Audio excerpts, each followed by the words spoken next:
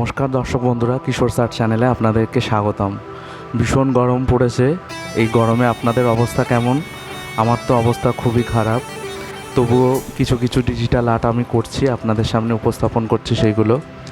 আজকে একটা বিশেষ অনুরোধে দেবসেনাপতি কার্তিকের ডিজিটাল আর্ট আপনাদের সামনে তুলে ধরছি।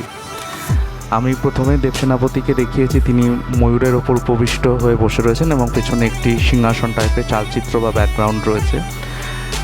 এবং দেবসেনাপতি এক হাতে তীর এক হাতে ধনুক ধরে থাকেন, যেরকম সেরকমই রয়েছেন।